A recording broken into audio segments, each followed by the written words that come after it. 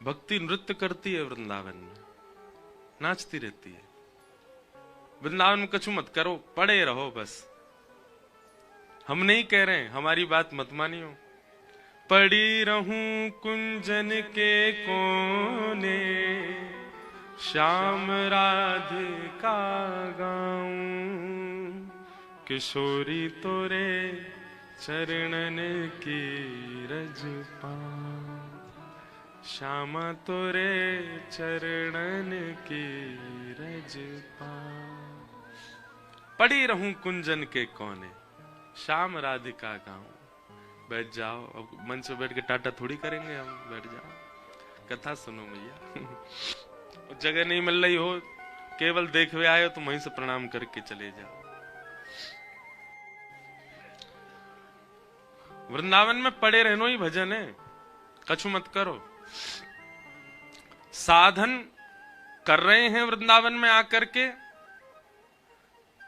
तो अच्छी बात है, वो भी श्री जी की कृपा से संभव है। पर वृंदावन प्राप्त हो जाना ही श्री जी की बहुत बड़ी कृपा है। वृंदावन प्राप्त हो जाए बस। साधन यहां तो एक ही सेवा है, सत्य बता रहे हैं हम। वृंदावन में रसिक जनन की सेवा करो। देखो, जिनको वृंदावन प्राप्त नहीं भयो, वो वृंदावन के ठाकुरन की सेवा करो। श्री राधा रमन जी में बंगला करवाओ, राधा वल्लभ जी में 56 भोग करवाओ, बिहारी जी को कोई मनोरथ करवाओ, दामोदर जी में जाके आरती सेवा करो, कहीं कछु करो, कहीं। जब वृंदावन प्राप्त हो जाए, वृंदावन मिल गया, अब क्या करें? अब रसिक जनन की सेवा, अब ब्रजवासीन की सेवा, अब ब्रज की सेवा। क्योंकि स्वयं ठाकुर जी भी वृंदावन में आके कहा कर रहे हैं, वही कर रहे हैं, ब्रज की सेवा, ब्रजवासीन की सेवा, गौवन की सेवा। हम सबकी सेवा त्याग ठाकुर जी की सेवा में। ठाकुर जी कह रहे हैं, मेरी मत करे, मोकू घनेरे सेवा करे वारे, तू मेरे ब्रज की सेवा कर, तू यार रज की सेवा कर, तू रसिकन की सेवा कर। हम आपको सत्य बता रहे हैं, अगर भक्ति में कोई भी चूक बन रही है, भक्ति में कोई अपराध बन रहा है, नाम जप में मन नहीं लग रहा है, तो इन सब का एक ही उपाय है, इन सब की एक ही औषधि है, रसिक जनन की सेवा, संत जनन की सेवा। वृंदावन में भजवे वारे रहवे वारे। कल मैंने कथा सुनाई ना, सूरदास जी के मन में आ गई कि आप पे कृपा करवानी है, तो श्रीनाथ जी वहां से मिलवे आ गए। आचार्य केवल मन बना लें कि या को ठाकुर जी मिलने चाहिए, ठाकुर जी को मिलना ही पड़ेगा। ब्रजवासी मन बना लें, हे बिहारी जी या तो मिल ले, तो ठाकुर जी को मिलना ही पड़ेगा। बिहारी जी को खूब प्रसन्न कर रखो है, लेकिन ब्रजवासी ने आपने 36 के आंकड़े बना रखे हैं, रसिक जनन की सेवा ना कर रखी, वैष्णव संत जनन से कोई मतलब नहीं, तो बिहारी जी कैसे मिलेंगे? एक कथा सुनाते हैं। एक राजा थे, ध्यान से सुनना। एक राजा थे, उनके बहुत समीप में एक ब्राह्मण रहा करते थे।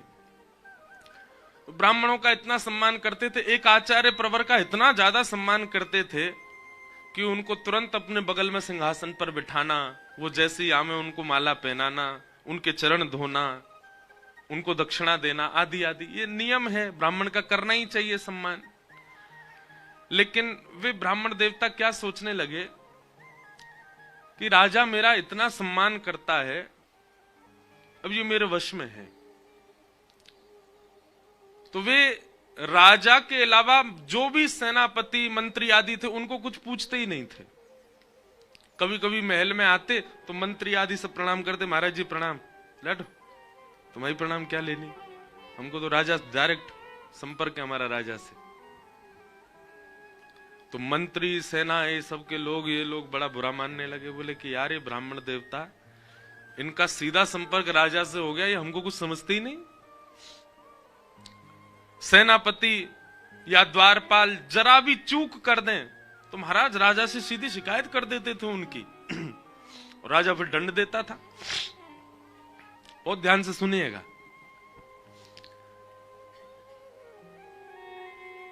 एक दिन राजा के नीचे जितने लोग थे सबने अपनी बैठक बैठाई, और बैठक बैठा करके सबने आपस में बात की, बोले भाई ये ब्राह्मण देवता का सीधा कनेक्शन राजा से तोड़वाओ। बोले वो कैसे होगा? बोले कल इसको घुसने ही नहीं देंगे भीतर। दूसरों ने कहा वो राजा को बता देगा। बोले राजा को तब बता पाएगा जब मिलेगा, हम मिलने ही नहीं देंगे।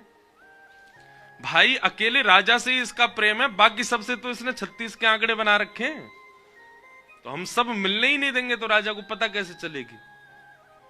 और दूसरे दिन यही योजना बनी, द्वार पे रोक दिया उनको, मुझे राजा से मिलने दो।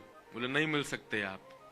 बोले देख लेना तुम सबको सूली पे चढ़वा दूंगा। बोले तुम पे जितनी ताकत हो कर लो, हम तुमको मिलने नहीं देंगे।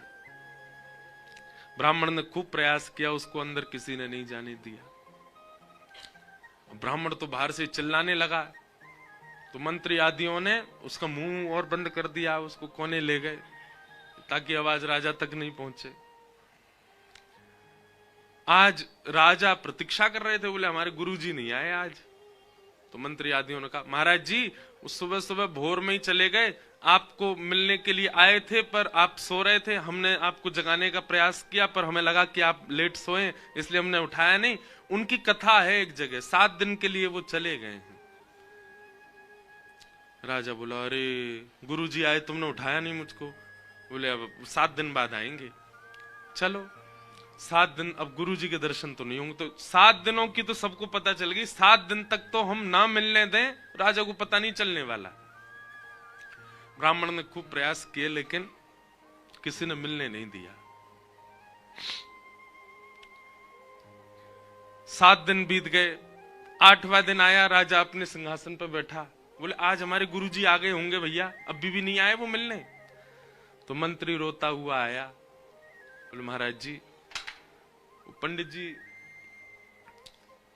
जी जहां कथा करने गए थे ना, वहीं दुर्घटना में उनके प्राण चले गए।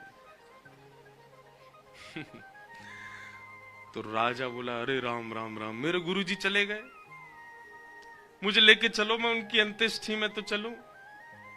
वो नहीं, उनके परिवार के लोग उनको पुश्तैनी गांव ले गए, वहीं उनकी कर दी अंत्येष्टि वगैरह। राजा बेचारा बड़ा दुखी हुआ, उसने कुछ मोहरें दे दी, बोले उनके घर भिजवा दो उनके परिवार वालों के लिए। बोले जी, बाहर जाकर के सब मंत्री आदियों ने आपस में बांट ली, कौन सा राजा देख रहा है। राजा का नियम था वो महीना में एक बार पालकी में बैठ करके, बढ़िया रथ में बैठ करके नगर भ्रमण पे जाता था। तो पंडित जी ने मन बना लिया था, बोले जिस दिन नगर भ्रमण पे जाएगा मैं उस दिन छुप के एक पेड़ पे बैठ जाऊंगा और जैसे ही ये नीचे से इसकी सवारी निकलेगी ऊपर से कूद जाऊंगा, तो राजा से मेरा तब तो मिलना हो जाएगा, तो सामने आ जाऊंगा, फिर मंत्री आदि रोक ही नहीं पाएंगे मुझे। मंत्री आदियों ने सोचा नगर भ्रमण कल होने वाला और निश्चित है कि वो पंडित जी बीच में कहीं ना कहीं से कूद पड़ेंगे। तो इन लोगों ने क्या किया, रात में उनको ढूंढ धाड़ करके कम से कम कोसों दूर छोड़े आए कहीं जंगल में कि आ नहीं पावे, कैसे भी राजा से मिलना ना हो। लेकिन पंडित जी रात रात में कहीं से दौड़ दाड़ के उसी मार्ग में एक पेड़ के ऊपर आके बैठ गए जहां से राजा का रथ निकलना था। राजा की सवारी निकली, मंत्री आदि सब चिंता में थे। आज बोले आज हम फंस सकते हैं, वो कहीं ब्राह्मण आ नहीं जाए। बोले हम बहुत दूर छोड़ के आए हैं उसको, नहीं आ पाएगा। लेकिन वो आ ही गए थे रात में। जैसे ही सवारी निकली, उस पेड़ के नीचे जैसे ही पहुंची तो ऊपर से पंडित जी चिल्लाने लगे, राजन देखो मैं यहां बैठा हूं, ये मंत्री और तुम्हारे सेनापति इन लोगों ने मुझे मिलने नहीं दिया, देखो मैं यहां बैठा हूं। पंडित जी, राजा ने देख कर कहा, ए मंत्री तुम तो कह रहे थे गुरुजी पधार गए, ये तो ऊपर बैठे। बोले ब्रह्म राक्षस बन गए, उनका प्रेत बैठा ऊपर और ये यहां से निकलने वाले सब लोगों पे ऐसे चिल्लाते हैं। राजन हम तो आपसे प्रार्थना करेंगे, या तो यहां से रथ जल्दी भगवाओ या रास्ता मड़वा दो। तो ऊपर से पंडित, मेरी बात सुनो, मेरी बात सुनो, मैं तुम्हारा गुरु, मेरे पास आओ। राजा बोला सुनो, रथ मोड़ दो, दूर से चलो। वो देखा ही नहीं उनकी ओर। पंडित जी महाराज को अंत में बहुत कष्ट हुआ। मंत्री आदियों ने सबने कहा, हाँ जी सीधी पहुंचती आपकी तो राजा तक, हमको तो हमारी राम राम भी नहीं लेते थे आप कभी। तब पंडित जी ने कहा भैया क्षमा करो, हमने तुम लोगों से प्रेम नहीं बनाया, केवल राजा से प्रेम बनाया। तो ये उन लोगों के लिए है जो केवल और केवल ठाकुर से प्रेम करें, जिनको रज से कोई मतलब नहीं। कितने लोग वृंदावन में आते हैं, यमुना जी दर्शन तक नहीं करते, यमुना जी को प्रणाम तक नहीं करते, केवल बिहारी जी को देखनो और चाट बल्ला खाने निकल जानो। आपको लगता होगा कि आपको वीवीआईपी बिहारी जी मिल गए, आपको पुजारी जी ने प्रसाद दे दिया, आपको बिहारी जी को माला मिल गई, सीधे बिहारी जी से संपर्क बना लो, पूरा जीवन निकाल दियो। लेकिन जातना ब्रजवासी और ब्रज के रसिकन के और वृंदावन के पंचायतन के मन में आ गई ना कि या को मिलने नहीं देनो है, तो मिले ही नहीं पाओगे। इसलिए भैया संतन में मति, संतन में गति, संत चरण रज सदा लुभाने, गिरधर जब अपनों कहरी जाने। ठाकुर जी आपको अपनाएंगे कब?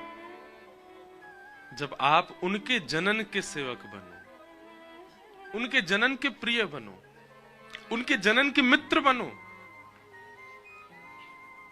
ब्रजवासी हैं, ब्रज के रसिक हैं, ब्रज के संत वृंद हैं। अरे हर बार वृंदावन आकर के केवल पहली बात तो वृंदावन को नियम है कि वृंदावन 1 घंटा 2 घंटा 5 घंटा 6 घंटा के लिए कभी मत आओ। वृंदावन जब आना है कम से कम 24 घंटे के लिए आओ। वृंदावन के कुछ नियम हैं, उनका पालन करना है। 24 घंटे से कम वृंदावन रहना ही नहीं। पूज्य श्री मलुक पीठ वाले महाराज जी सुना रहे थे कि ब्रज के रसिक जन, कोई संत, बहुत सिद्ध संत कह रहे थे कि अगर कोई व्यक्ति 24 घंटे वृंदावन में रह ले, कुछ ना करे, केवल रह ले वृंदावन में, देख करके घड़ी 24 घंटे, उन 24 घंटों के भीतर भीतर हो ही नहीं सकता कि किसी रूप में उसको श्यामा श्याम ना दिखते हो। जरूर दिखेंगे। और हम आपको एक बात कहें, अभी बज रहे हैं कितने? 5:30 5:30 बज गए, 5:15। अभी 5:15 बजे से कल शाम के 5:15 24 घंटा होंगे। आप अपने गुरु मंत्र, आप अपने नाम सिद्ध, जिसमें भी आपकी निष्ठा है, वो अभी से प्रारंभ कर दो और अपनी दृष्टि इस भांति घुमानी है। अब जो सामने आवे उसको गौर से देखियो। हम एक बहुत बढ़िया एक उपाय बता रहे हैं आपको। जो सामने आवे, चाहे इस परिकर में यहाँ श्रोतागणी क्यों नहीं हो, यहां से निकलने के बाद जब आप जाओ, चाहे भेलपुरी वाले हो, चाहे पानीपुरी वाले हो, रिक्शा वाले हो, टमटम टिर्री वाले हो, जो देखे सबको देखियो। और कल 24 घंटा पूर्ण होने के बाद जब रात्रि में शयन के लिए जाओ तो नेत्रबंद करके ये 24 घंटा में स्मृति घुमाइयो, कौन सा रूप आपके नेत्रन में बार बार आ रहे हो है, समझ जाइयो वही श्याम सुंदर है या वही श्याम सुंदर के कोई अंश है। अगर श्याम सुंदर नहीं होंगे तो श्याम सुंदर के कोई सखा होंगे, श्याम सुंदर नहीं होंगे तो श्याम सुंदर के कोई जन होंगे। जो छवि नेत्र विस्मृत ना कर पा रही हो, जो छवि मन से जा ना पा रही हो, अब बस ये है कि इन सबको गोपनीय, ये सब कुछ छोटे छोटे नियम हैं तो छोटे छोटे बड़े बड़े बड़े श्रेष्ठ नियम हैं ये ब्रज के। ऐसे धीरे धीरे कभी सखान के दर्शन होंगे, सखीन के दर्शन होंगे, उनके रूप बदले भय होंगे पर होंगे। और फिर उन्हीं से ही ध्यान में प्रार्थना करो। हमारे श्री हरिदास परंपरा में श्री राधा अगर कोई कह दे, तटीय स्थान जाके महाराज जी तो एक बार कह दियो राधे राधे, महाराज जी कहेंगे कुंज बिहारी श्री हरिदास बोल, राधे राधे मत बोले है भाई। काय को राधे राधे क्यों ना बोले?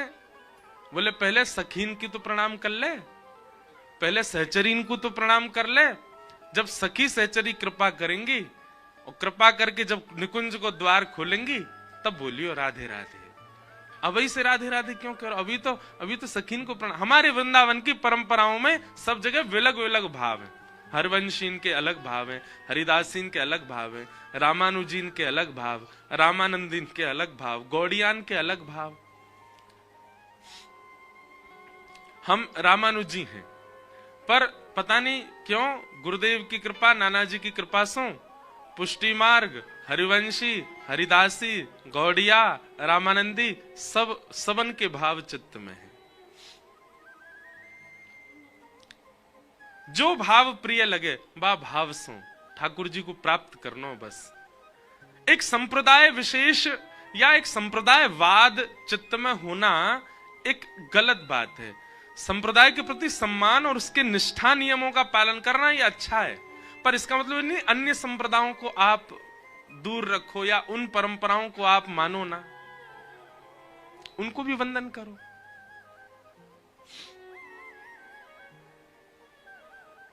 बन के जोगन डोलत ब्रज में, पीवत यमुना जल को, मेरो मन वृंदावन में अटक्यो, मेरो मन हरि चरणन में अटक्यो। याद में तोरी भई बाबरी, सुध लो मोरी कुंज बिहारी। याद में तोरी भई बाबरी, सुध लो मोरी कुंज बिहारी। अब आओ मेरे प्राण प्यारे, अपनाओ या जन को, मेरो मन वृंदावन में अटके, मेरो मन हरि चरणन में अटके। वृंदावन प्राप्त करने के कैसे कैसे भाव संत जन रसिक जनन ने बताए, उनको पालन करो और उन्हीं भावों से इस वृंदावन को सदा के लिए प्राप्त कर लो। अद्भुत है वृंदावन। हम बारंबार प्रणाम करें या भूमि को कथा कर्म में प्रवेश करें। कल हम लोगों ने श्रीमद् भागवत जी के 3 मंगला चरणों का श्रवण किया।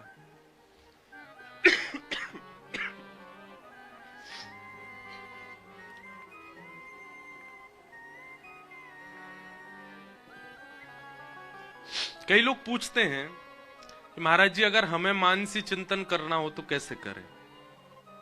बहुत ध्यान से सुनो। सबसे पहले तो एक प्रातःकाल ब्रह्म मुहूर्त उठने का नियम रखो। दूसरा, स्नान आदि करने के बाद अपने गुरुदेव के मंत्र का जाप करो और बहुत निष्ठा से उत्साह से होना चाहिए। वो जबरदस्ती वाला नहीं होना चाहिए कि अरे 4 बज गए उठना पड़ेगा, नहाना पड़ेगा। उसमें उत्साह दर्शन होना चाहिए। उत्साह कब मानो कि बिना अलार्म के 4 बजे उठ गए, उसको उत्साह माना जाता है। उत्साह में करना है। अपने गुरु मंत्र का जाप करो। आदि आदि करने के बाद में ठाकुर जी जो आपके सेवा के उनको शयन में ही रहने दो। उन्हीं के सामने बैठ के अपने हाथन में थोड़ा इत्र अंकित करके और ब्रजरज को तिलक आदि करके, जो भी आपके संप्रदाय को भाव है वो करके, फिर नेत्रबंद करके सघन कुंज को स्मरण करो। कुंज को स्मरण करो, नदी को स्मरण करो, पर्वत को स्मरण करो। क्योंकि ब्रह्म मुहूर्त है, इसका मतलब है रात्रि का ही स्मरण होना चाहिए कि चंद्रमा की थोड़े थोड़े प्रकाश में सब कुंज दिख रही है आपके मानसी में। और मानसी में जाते ही सबसे पहले यह भाव रखना है कि आप ठाकुर जी की एक सहचरी हैं, सखी। आप पुरुष हैं तब भी आपको सखी भाव ही रखना है कि आप सहचरी। उसके बाद आप सबसे पहले अपने गुरु घर जाएंगे, जहां भी आपके गुरु जी विराजते हैं वहां गुरुदेव के पास जाना है। गुरुदेव के चरणों में जाके वंदन करना है। गुरुदेव भी सखी रूप में है। ऐसा वृंदावन महिमा और वृंदावन के जो भजवे वाले हैं उनके लिए उनका ये भाव रहता, वो सखी भाव में ही सब सेवा में जाते हैं। फिर गुरु जी के संग गुरु जी के आश्रय में गुरु जी लेकर के जाएंगे निकुंज में, और वहां निकुंज में सैया पर पौड़े हैं दोनों युगल सरकार। आप उस भाव से गुरुदेव के साथ जाएंगे कि किसी भी प्रकार से दोनों युगल सरकार को पीड़ा ना हो, कष्ट ना हो। प्रथम दर्शन दोनों चरणों का ही होगा। शैया पर लेटे हैं पर मुख नहीं दिख रहा है, केवल चरण दिख रहे हैं। धीमे धीमे कोई राग गा करके गुरुदेव उनको उठा रहे हैं। फिर बाल भोग हुआ, बाल भोग के बाद फिर मार्जन आदि करके स्नान आदि हुआ। अब ठाकुर जी लीला में प्रवेश कर रहे हैं। अब बाद में जो मन में भाव आए उस लीला में प्रवेश कर जाएंगे, पर ये इतना सरल नहीं है जितना हम सुना रहे हैं। इसके लिए पहले बहुत लीलाएं श्रवण करनी पड़ेंगी, इसके लिए पहले बहुत भाव में प्रवेश करना पड़ेगा, इसके लिए पहले बहुत रसिक जनों की सेवा और ब्रज रज की उपासना करनी पड़ेगी। ब्रज रज की सेवा से ब्रज रस प्राप्त होता है, बिना रज के रस नहीं मिलेगा। लोग उसको सामान्य मिट्टी मान लेंगे तो कभी रस में प्रवेश नहीं कर पाएंगे। आपका भले ही रामानुजी तिलक है, आप रामानंदी हैं, अपने तिलक में भी थोड़ी रज तो मिलाओ, तिलक करो, रज रज आपके अंग पर होनी चाहिए।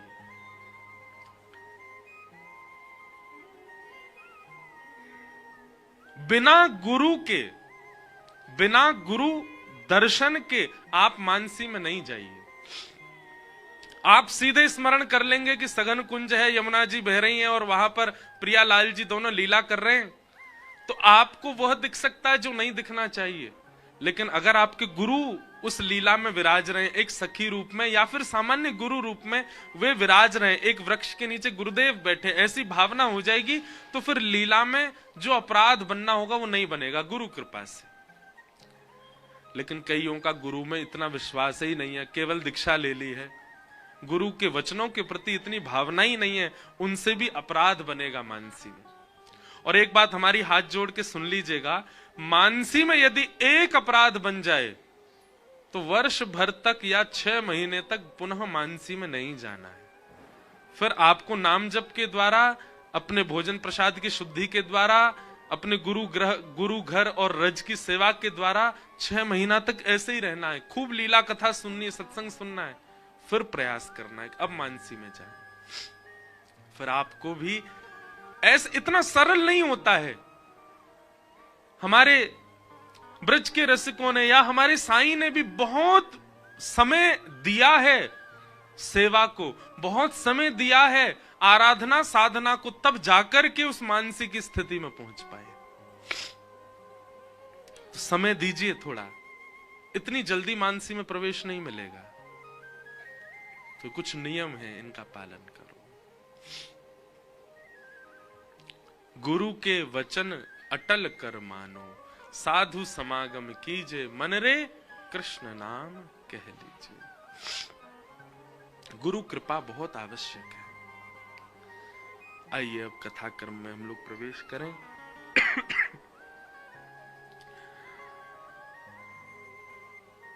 सवै पुंसां परो धर्मो यतो भक्ति यदोक्षजे अहैतुक्य प्रतिहता ययात्मा संप्रसीदति। बहुत सावधानी से सुनो। सवै पुंसां परो धर्मो यतो भक्तिर अदोक्षजे। सभी प्राणी का परम धर्म क्या है? धर्म क्या है? पूजा करना। और परम धर्म क्या है? वही पूजा सेवा में परिवर्तित हो जाना। वृंदावन वासी पूजा नहीं करते, वृंदावन के उपासी सेवा करते। पूजा और सेवा में अंतर क्या है? पूजा अपनी मनोकामना के लिए होती है और सेवा ठाकुर की राजी के लिए होती है, ठाकुर की प्रसन्नता के लिए होती है। वृंदावन वासी पूजा नहीं करते, वृंदावन वासी सेवा करते। बिहारी जी की पूजा नहीं होती। लोग कहते हैं हम पूजा करवे जा रहे हैं बिहारी जी, तो सुनने में ही अटपटा सा लगता। बिहारी जी की और पूजा, बिहारी जी की पूजा ना होवे, बिहारी जी की सेवा होवे, राधा रमन जी की सेवा होवे, गिरिराज जी की सेवा होवे, राधा वल्लभ जी की सेवा होवे, पूजा नहीं। कान पकड़ के कहें, पूजा ब्रज से बाहर ही रहती है, यहां तो सेवा रहती है, यहां तो सेवा होती है ठाकुर जी की। और सेवा में अपनी इच्छा प्रधान होती ही नहीं है, अपने सुख का विचार होता ही नहीं है, वहां केवल ठाकुर के सुख का विचार किया जाता है। इसलिए हमारे वृंदावन की रीति में ऋतु के अनुसार ठाकुर जी को वस्त्र पहनाएंगे, ऋतु के अनुसार इत्र की सेवा करेंगे, ऋतु के अनुसार ठाकुर जी के अब फूल बंगले अब नहीं बनेंगे बिहारी जी में। क्यों? क्योंकि शीतकाल आ गया। ठाकुर जी को पुष्प का बंगला नहीं बनेगा। क्यों? ठाकुर जी को सर्दी लग जाएगी। मंदिरों में आप जाएंगे, थोड़ी और सर्दी बढ़ेगी तो अंगीठी रखी जाएगी, उसमें कोयला रख करके सुरघाए जाएंगे। क्यों? ठाकुर जी ताप रहे। ये पूजा में नहीं होता, ये सेवा में होता है। कई भाव ऐसे हैं। अब हम नाथ द्वार में श्रीनाथ जी पीछे विराज रहे हैं, श्रीनाथ जी की सेवा में मिश्री भोग रखा जाता, तो मिश्री ऐसे नहीं रखी जाती हमारे यहां जैसी मिश्री होती है। वो मिश्री कैसी होगी? बिल्कुल गेंद की जैसी, जैसे बॉल होती है ना, ऐसी बिल्कुल चिपटी मिश्री होगी। तो हमने पूछे, मैंने ऐसी मिश्री काहे को? तो कहें, बोले 3.5 बरस के लाला हैं, अब 2 दांत आए, 4-5 आए नहीं है, तो ठाकुर जी को खुजली होती है अपने मसूड़ा में, तो ऐसे मिश्री गेंद की सी उठावे और हम करके अपनी मसूड़ा की खुजली मिटा ले, तो ये हमारी ऐसी मिश्री। अब ये पूजा में नहीं होता, ये सेवा में होता है। आज भी नाथ द्वार में श्री ठाकुर जी 6:30-7 बजे तो शयन हो जाएगा। क्यों? क्योंकि ठाकुर जी कलयुग के प्रभाव से 10 बजे शयन नहीं करते। वहां की मान्यता ऐसी, बोले जब नंद यशोदा का काल था तब 6-7 बजे ही सो जाते थे, इसलिए ठाकुर जी को शयन उतने बजे ही होगा, 4 बजे उत्थापन मंगला हो। किसी ने मुझसे कही थी ये बात, बोले महाराज जी हम नाथ द्वार गए, वहां सुबह 5:30 बजे, 4:30-5 बजे मंगला हो गई ठाकुर जी की। वृंदावन में भी कई मंदिरों में इतनी जल्दी मंगला हो जाती है। हमारी आपकी तरह आलसी जीव थोड़े ही हैं ठाकुर जी, हमारी आपकी तरह रात भर व्हाट्सएप थोड़ी चलाना है। मधुमंगल ने कहा भेजो श्रीधामा ने कहा शेयर कियो मोए ठाकुर जी तो शयन में चले जाए 9:30-10 बजे के बाद। कई भाव हैं, कई जगह भाव है शयन में जामे, कई जगह भाव है ठाकुर जी रास में गए। और क्योंकि 4-4:30 बजे यशोदा मैया की नींद खुल जाए तो मैया देख वे आवे लाला को, तो कई जगह रास के पदों में भी ऐसा भाव है कि भोर होत ठाकुर जी रास से भागते हैं। क्यों? यशोदा मैया जाके चद्दर टटोलेगी, कहां गए हो लाला, तो यशोदा मैया उठे उससे पहले आके ठाकुर जी चद्दर ओढ़ के पड़ जाए। अब देखो यहां दूसरा भाव, जिन मंदिरन में सवेरे 4 बजे मंगला है रही है, वहां को भाव यह कि यशोदा मैया ने आके चद्दर उघार के देख ली है कि लाला सो रहा है कि नहीं। लेकिन ठाकुर जी तो तब ही आए सोवे, रात भर तो रास कियो है, तो तब आए सोवे, तो उघार के देखो तो कई मंदिरन में मंगला है गई, लेकिन बिहारी जी की मंगला होवे 8 बजे। अब जब आई 4 बजे तो 8 बजे तक सोएंगे, या हमारे मंगला बिहारी जी की जो है वो 8 बजे है करके या बात की सिद्धि करे। बाकी मंदिरन में मंगला है गई, मतलब यशोदा मैया ने देखे हैं ठाकुर जी चदरिया हटाए के, और उठे कब हैं? बोले जब बिहारी जी की मंगला है भैया, इतनी देर ठाकुर जी शयन नहीं कर रहे। ऐसे सब एक से एक कड़ियां जुड़ी हैं, सब भाव जुड़े हैं वृंदावन के। वृंदावन में पूजा नहीं होती, वृंदावन में सेवा होती।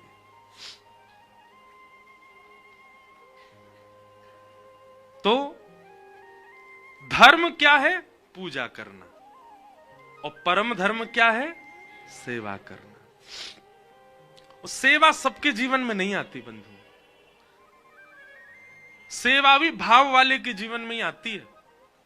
आपके चाहने से सेवा नहीं आएगी, ठाकुर जी के चाहने से सेवा आती है। अच्छा, आपके चाहने से ठाकुर जी आ जाएंगे, पर वो सेवा का विस्तार ठाकुर जी की कृपा से होता है। उसके लिए किसी किसी को खूब तड़पना भी पड़ता है, ठाकुर जी करते हैं कभी ना कभी अनुग्रह। तो सवई पुंसाम परो धर्मो, यहां की कथा वृंदावन परख ही हो रही है, तो संपूर्ण भागवत के अर्थ भी वृंदावन परख ही हो रहे हैं, इसलिए उस भाव से सुनिएगा। सवई पुंसाम परो धर्मो यतो भक्तिर अदोक्षजे अहैतुक्य प्रतिहता। सभी प्राणी मात्र का परम धर्म क्या है? अहेतुकी ठाकुर जी की भक्ति करना। अहेतुकी भक्ति मतलब सेवा। अहेतुकी भक्ति, अहेतुकी भक्ति का दूसरा रूप क्या होता है? चाहे जीवन में जो हो जाए पर हमारी सेवा ना रुके। चाहे हमारे जीवन में जो हो जाए पर हमारी सेवा होगी, हमारा सेवा भाव रहेगा। घरों में क्या होता है, मोस्टली घरों में 3 दिन का ब्याह आ रहा है घर में, चाचा के यहाँ, ताऊ के यहाँ, क्या करेंगे? ठाकुर जी के आगे चना चनोरी धर दे, ठाकुर जी के आगे मिश्री धर दे, 4 दिन यही से काम चलाओ, हम जा रहे हैं ब्याह में। सेवा वाले ऐसे नहीं होते।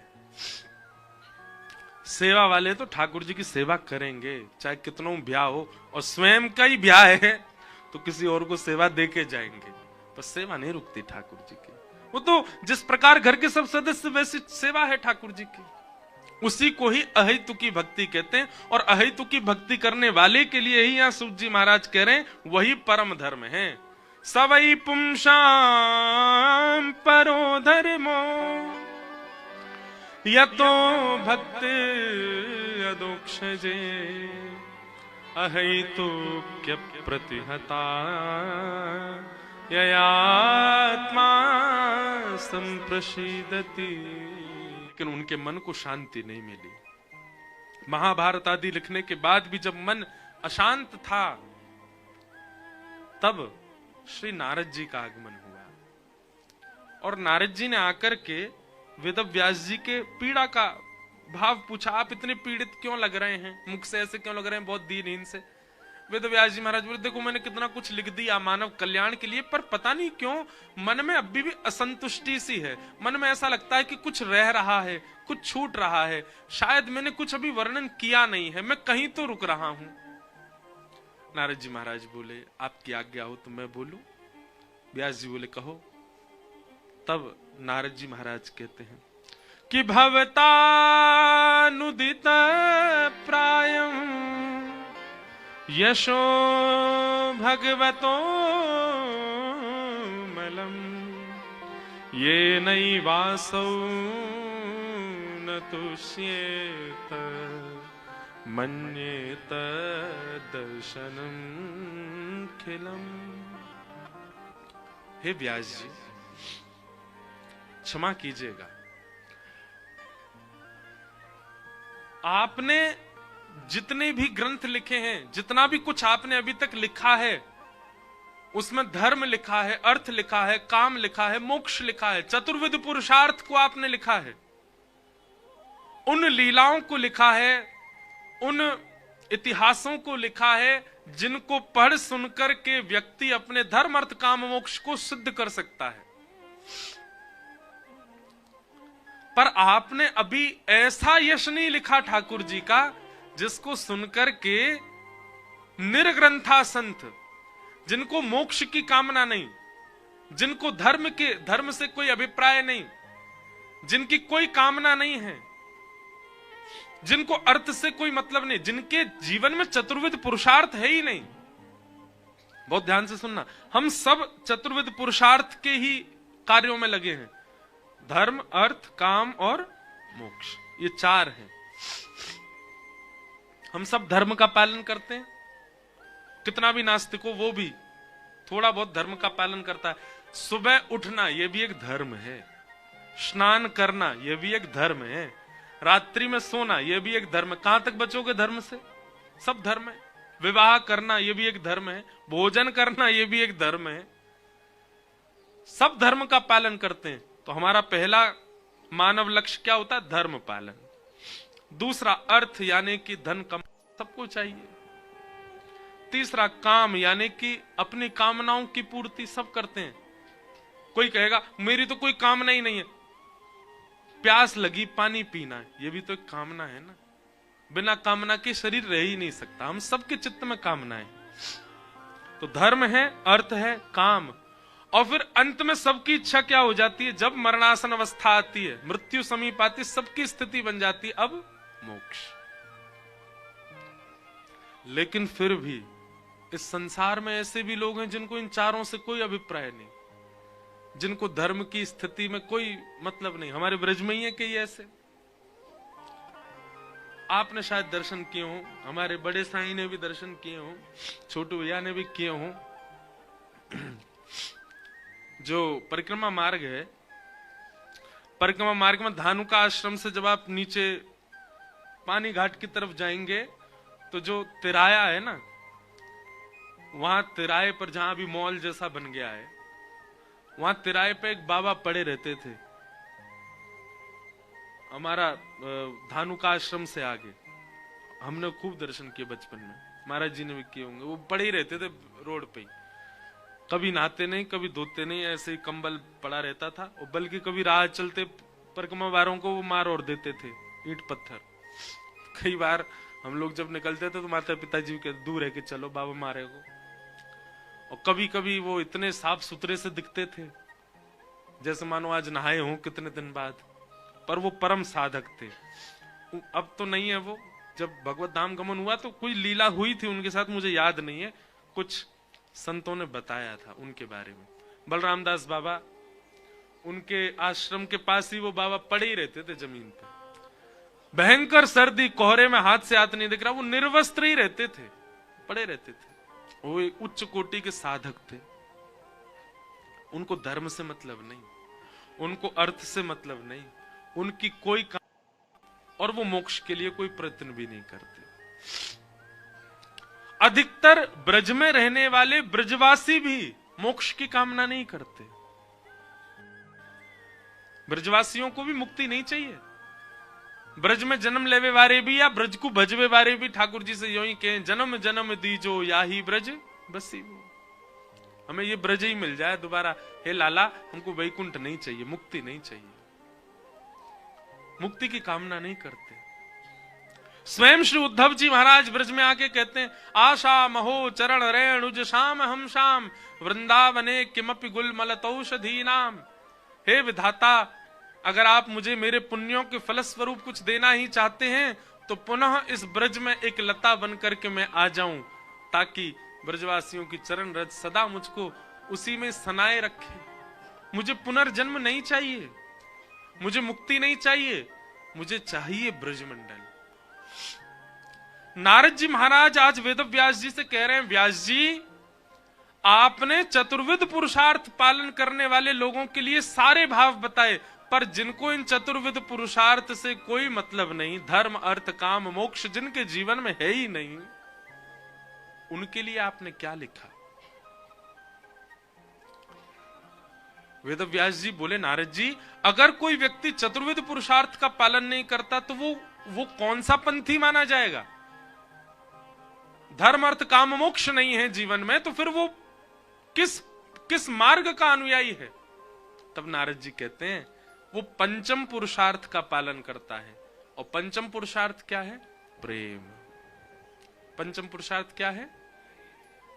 और जब प्रेम होता है तो कई बार धर्म नहीं देखते, जब प्रेम होता है तो कई बार अर्थ नहीं देखते, जब प्रेम होता है तो कई बार कामनाओं की कटौती होती है, और जब प्रेम प्रधान होता है तो मोक्ष की भी कामना नहीं होती।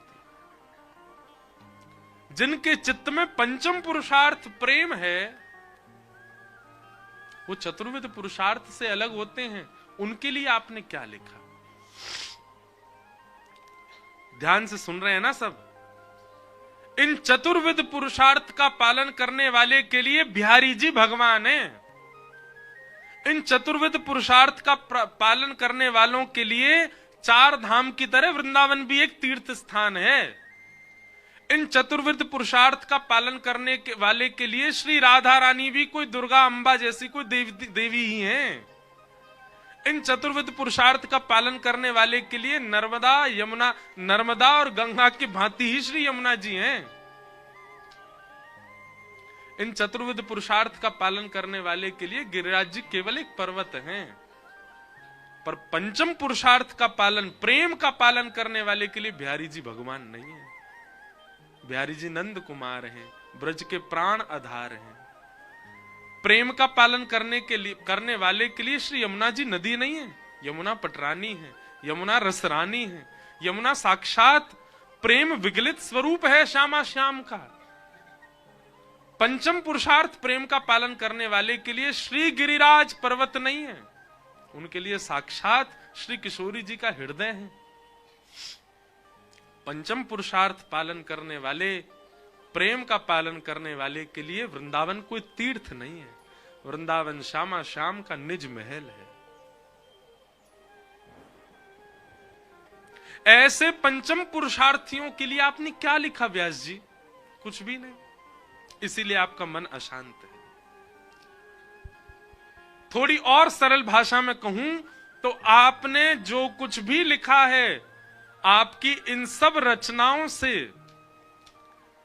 व्यक्ति को भगवान में आस्था हो जाएगी, विश्वास हो जाएगा, समर्पण हो जाएगा, प्रेम नहीं होगा। ऐसा कुछ लिखिए जिससे प्रेम हो, जिससे वह श्याम सुंदर अपने से लगने लग जाएं, जिससे वह श्याम सुंदर के प्रति अपनो भाव आने लग जाए।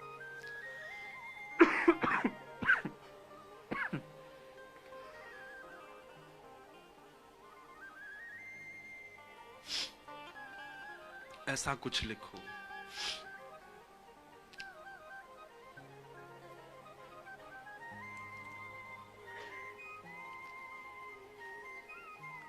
धर्म अर्थ काम मोक्ष का पालन करने वाला ये शब्द नहीं गा सकता जो मीराबाई गा रहे हैं। क्या? यह संसार सकल जग झूठा, झूठा कुल रानाता। संसार सकल जग झूठा, झूठा कुल राना। एक बात कहूं, मेरे पीछे गा रहे हो आप, पर यहां से निकलने के बाद गा के दिखाओ। कोई कहे आपको लस्सी पियोगे, कह के दिखाओ। संसार झूठा है, ये लस्सी झूठी है। रात्रि का समय हो गया भाई, चलो भोजन कर लो, ये झूठा है सब। अरे तुम तो मेरे हो, तुम भी झूठे हो, नहीं कह सकता कोई, क्योंकि हम चतुर्विध पुरुषार्थी हैं।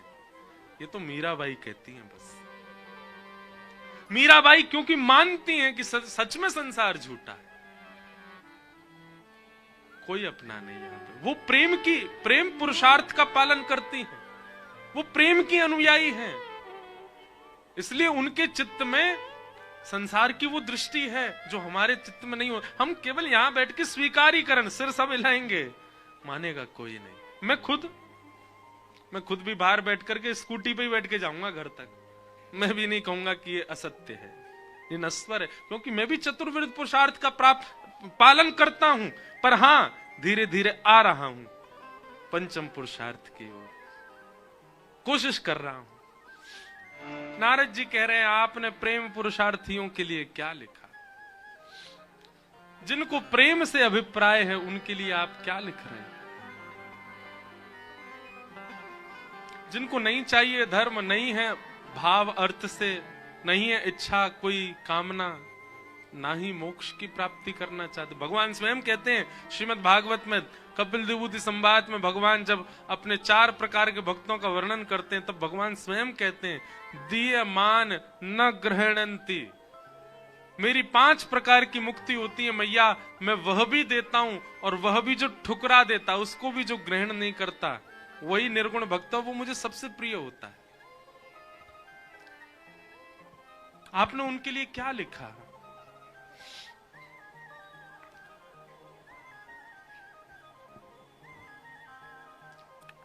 सीधी बात, आपने जितना भी कुछ लिखा उसमें ठाकुर जी का प्रभाव दिख रहा है, ठाकुर जी का ईश्वरत्व दिखता है, ठाकुर जी का ऐश्वर्य दिख रहा है, उनका स्वभाव कहीं नहीं दिख रहा है।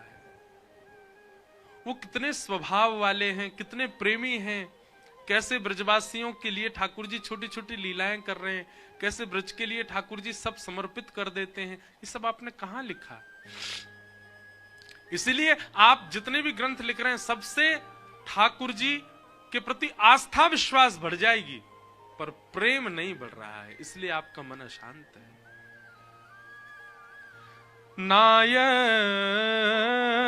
वचश्चित्रपदं हरेर्यशो जगत् पवित्रं प्रगणित करहिचित् तद्वा यशं तीर्थमुशन्ति मानसा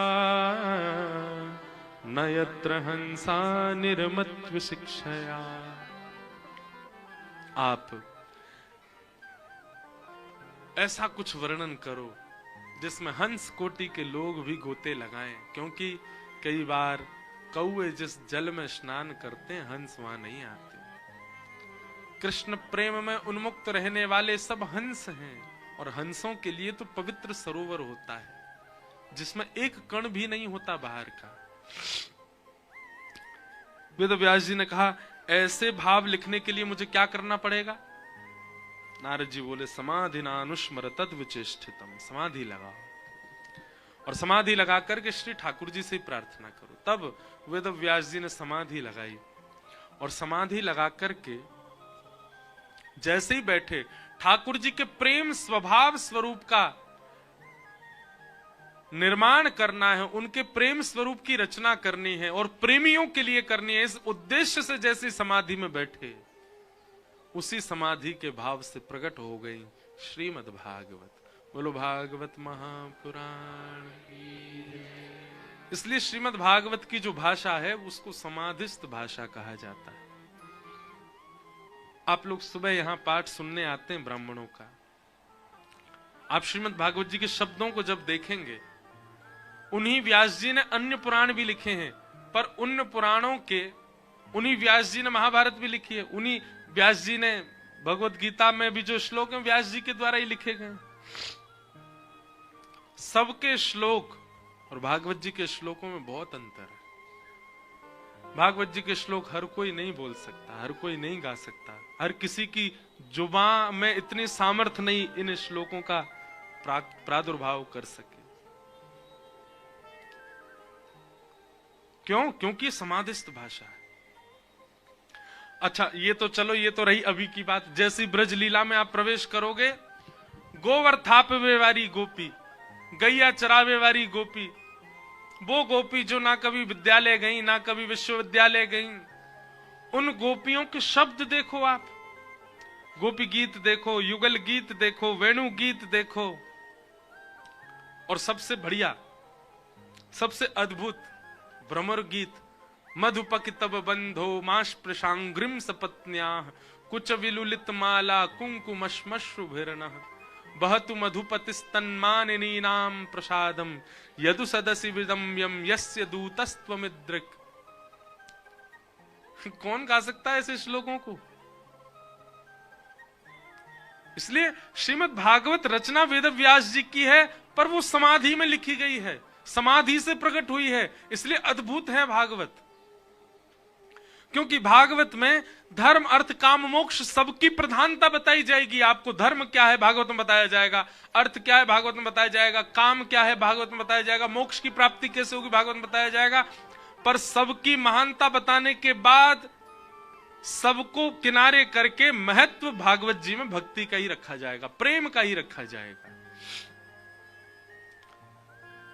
मतलब जैसे दुकानदार, उससे आप कुछ मांगने जाओ, साड़ी मांगने जाओ, तो आपसे वो आपकी अनुकूलता पूछेगा, आपको कैसी साड़ी चाहिए? बोले भैया कम दाम की हो लेकिन देखने में सुंदर हो। तो वो 4 प्रकार की साड़ी निकालेगा, ये भी ले लो, ये भी लो, ये देखने में भी सुंदर है, दाम भी कम है, लेकिन इन चारों से परे थोड़ा खर्चा होगा, ये वाली साड़ी सबसे बढ़िया लगेगी। वो इस प्रकार करेगा, आपकी अनुकूलता से 4 साड़ी दिखा जरूर देगा, पर आपके लिए जो और अच्छी हो वो जरूर निकालेगा, भले ही वो महंगी हो। ऐसी भागवत जी में चतुर्विध पुरुषार्थ बताए जाएंगे, धर्म अर्थ काम मोक्ष, पर सब बताने के बाद में कहा जाएगा पालन आप भक्ति का ही करो, पालन आप प्रेम का ही करो, उसी से ही सदगति है। तो श्रीमद् भागवत का यदि हम विचार करें कि श्रीमद् भागवत गंगा का उद्गम है, तो श्रीमद् भागवत गंगा का उद्गम है प्रेम, और जिसका उद्गम प्रेम है उसका उद्देश्य भी प्रेम ही है। श्रीमद् भागवत प्रेम ग्रंथ है। मैं तो कहता हूं कथा में, यदि भागवत जी नहीं प्रकट हुई होती व्यास जी के द्वारा तो शायद सूरदास नहीं मिलते, शायद कुम्मनदास नहीं मिलते, शायद मीराबाई नहीं मिलती, शायद तुलसीदास नहीं मिलते, शायद हृदयवंश महाप्रभु नहीं प्राप्त होते, शायद स्वामी श्री हरदास जी नहीं मिलते, शायद रामानुजाचार्य प्राप्त नहीं होते। क्यों? क्योंकि इन सब के चित्त में जो प्रेम का छिड़काव है वो भागवत ने किया है।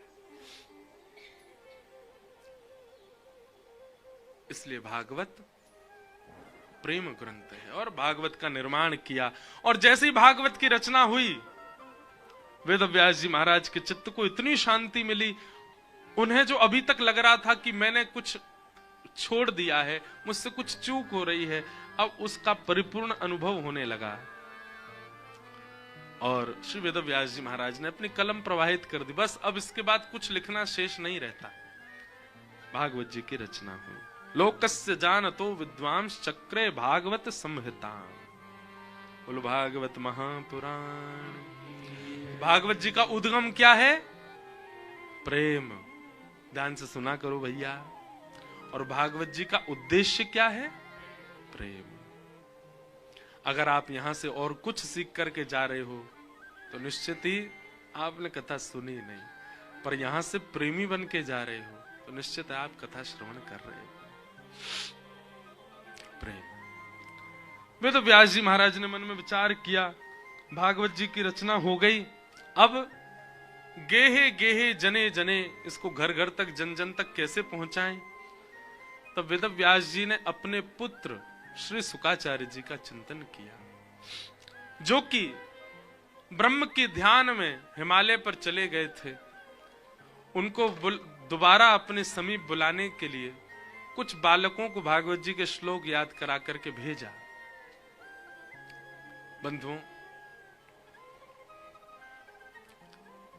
श्री सुखदेव जी कौन है?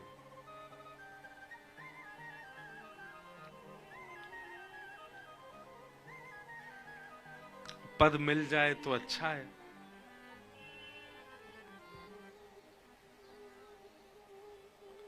तरुवर छाओ तीर यमुना के, सुआ पढ़ावत डोले। तरुवर छाओ तीर यमुना के,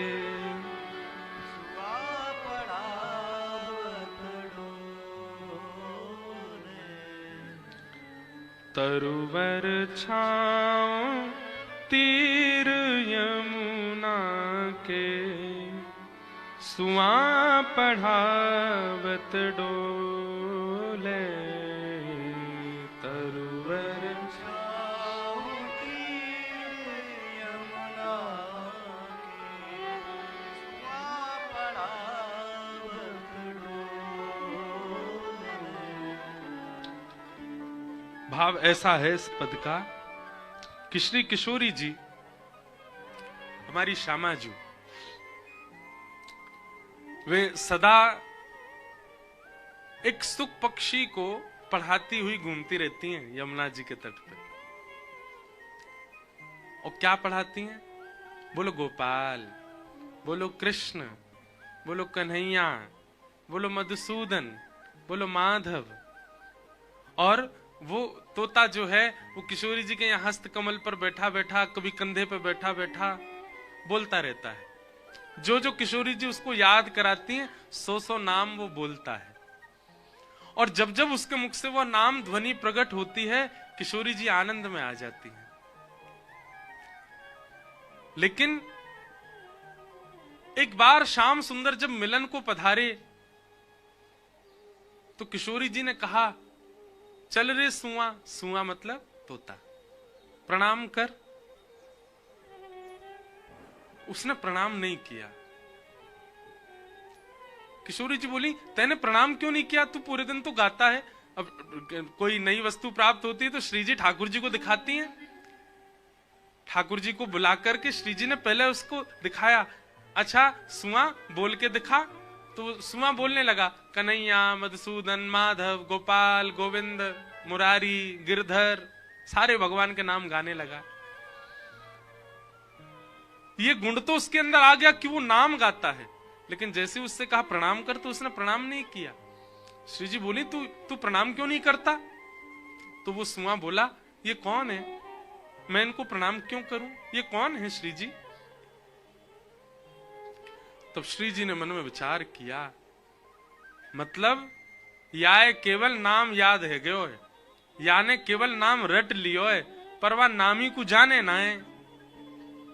ये कृष्ण मधुसूदन माधव गोविंद मुरारी गिरधर सब कहतो रोए, पर जिनको नाम गा रो है उनको स्वरूप ना जाने, और बिना स्वरूप जाने बिना उनको जाने यदि नाम जपेगो तो कैसे कल्याण होएगो या को।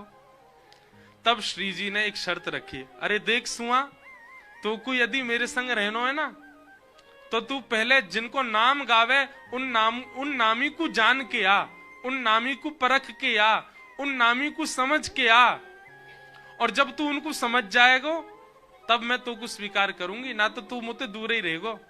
और श्री जी ने अपने समीप रहने वाले उस सुआ को अपने से दूर कर दिया। अब तो खूब रोया, मैं कहा करूं, मैं श्री जी से दूर कैसे रहूं, मैं श्यामाजी से दूर कैसे रहूं।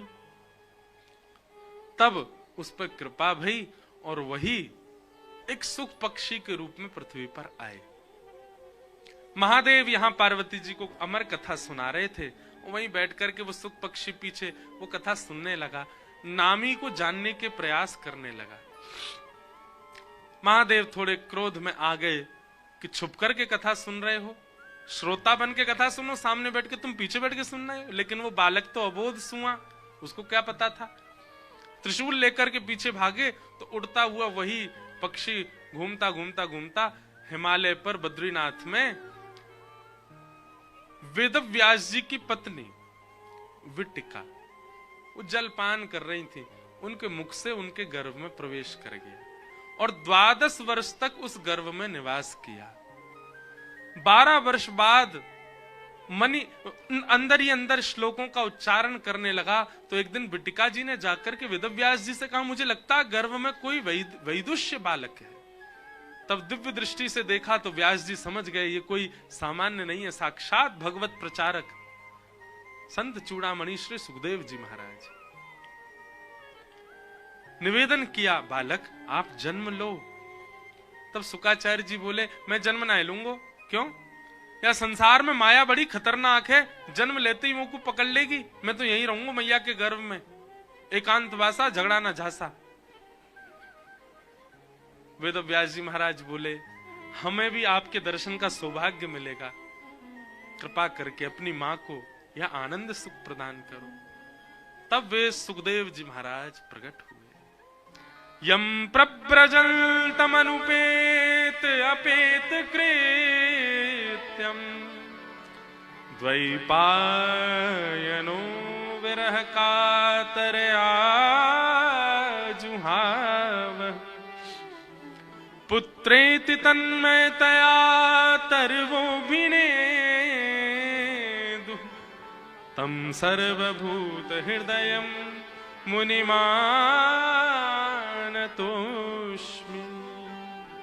बोलो सुखदेव जी महाराज की। शुकाचार्य जी का प्रादुर्भाव हुआ और प्रकट होते ही महाराज माता पिता की तरफ देखा ही नहीं, वन की ओर चलने लगे। क्यों? क्योंकि अब उनका उद्देश्य केवल यह है उस नामी को जानना है, जिसकी वजह से श्री जी ने मेरो त्याग कर दियो। अब उनकी किसी में आसक्ति नहीं। ऐसे सर्वभूत हृदय श्री सुखदेव जी को हम प्रणाम करते हैं। तो सुखदेव जी पिताजी माताजी को छोड़ के अकेले वन में चले गए, वन में जाकर के ध्यान करने लगे। आज जब भागवत जी की रचना हुई तो वेद व्यास जी ने विचार किया कि मेरा वह बालक सुखदेव पूर्ण रूपेण भागवत जी का वक्ता बनने योग्य है। वो पुत्र नहीं है, वो पात्र है, लेकिन उसको बुलाया कैसे जाए। तब वेद व्यास जी महाराज ने अपने छोटे छोटे शिष्यों को एक श्लोक याद करा दिया, जो कि श्रीमद् भागवत के वेणुगीत का श्लोक है, वेणुगीत से पूर्व का श्लोक है। मैं खूब सुनाता हूं ये श्लोक कथा में, बहुत इतना अद्भुत श्लोक है। इस श्लोक से साक्षात दर्शन हो जाएंगे आपको ठाकुर जी के। कि वरहा पीड़म नटवर वपु कर्णयो कर्णकारम विभ्रदवासः कनक कपिसम वैजयंतीं च मालाम् रंध्रान् वेणोऽधर सुधया पूरयन् गोपवृन्दैः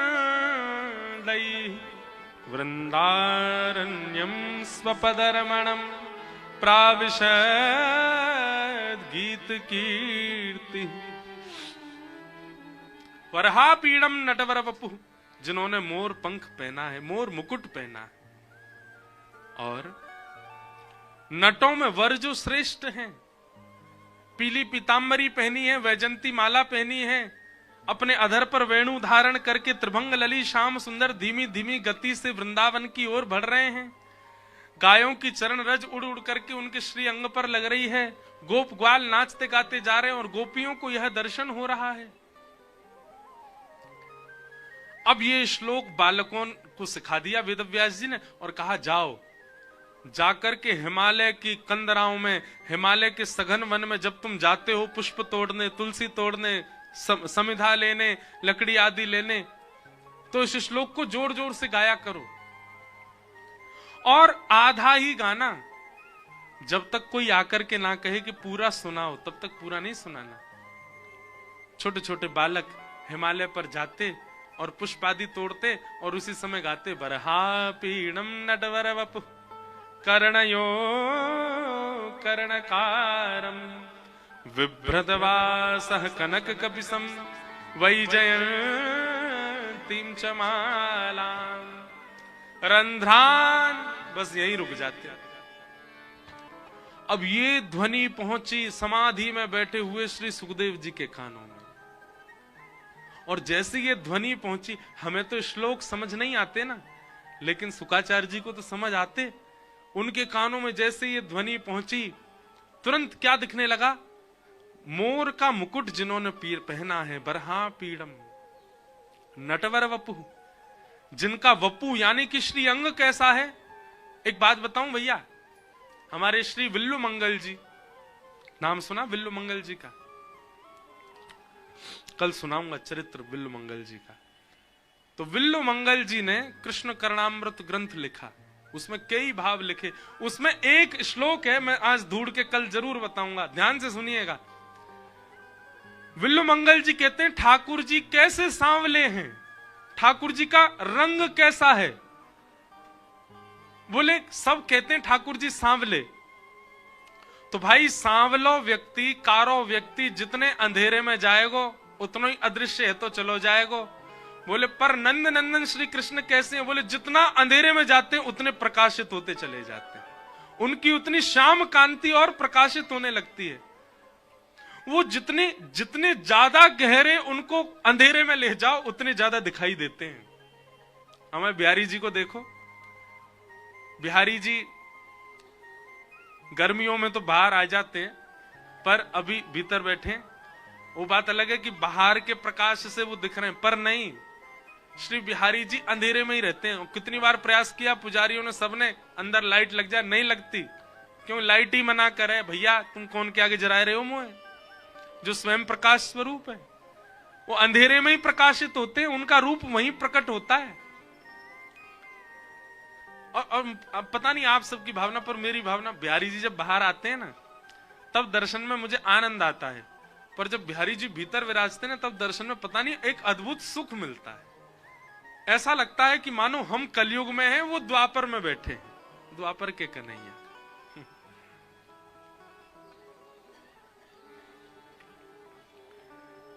नटवर वपु, ठाकुर जी का श्रीअंग कैसा है?